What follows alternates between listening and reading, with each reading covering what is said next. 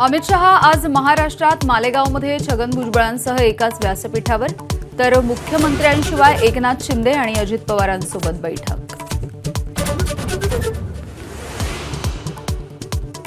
Operation शिवधनुष्य आणि operation tiger सुरू, उदय सामंत यांचं वक्तव्य. ठाकरेंचे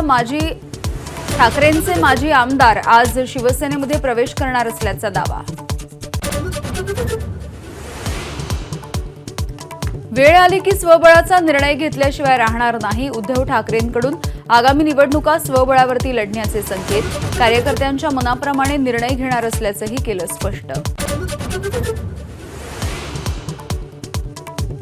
कोणत्याही खुर्चीपेक्षा स्वाभिमान महत्वाचा, शिवसेनेच्या मेळाव्यामधून उपमुख्यमंत्री एकनाथ शिंदेंचं वक्तव्य. आपण डीसीएम म्हणजेच डेडिकेटेड कॉमन मॅन असल्याचा पुनरुच्चार. बनावट नोटा प्रकरणामधल्या सनी आठवलेनं समोर आणली वाल्मिक कराड आणि पोलिसांची ऑडिओ क्लिप.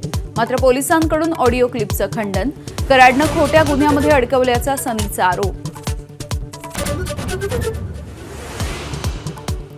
वांद्रे पोलिसांनी नोंदवला सैफ अली खानचा जबाब. सैफच्या शरीरावरती 5 जखमा असल्याचा वैद्यकीय अहवालामध्ये उल्लेख. आरोपीवरती खुनाच्या प्रयत्नाचा गुन्हा दाखल होण्याची शक्यता कमी.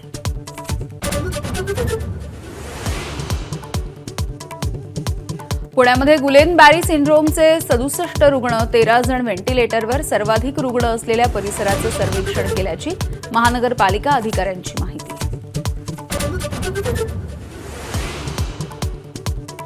महाकुंभमेळ्याचा आजचा 12वा दिवस. आतापर्यंत 10 कोटीपेक्षा जास्त जणांचं पवित्र स्नान.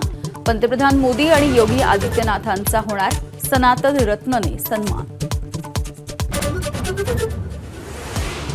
अमेरिकेमधल्या जिल्हा न्यायालयाचा अध्यक्ष डोनाल्ड ट्रम्प यांना दणका. अमेरिकेत जन्मलेल्या बाळाचं नागरिकत्व रद्द करण्याच्या निर्णयाला स्थगिती. ट्रम्प यांचा आदेश घटनाबाह्य असल्याचा निर्वाळा.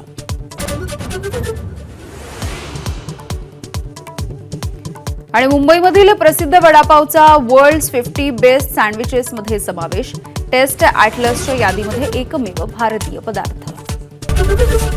एबीपी माझा, उघडा डोळे बघा नीट.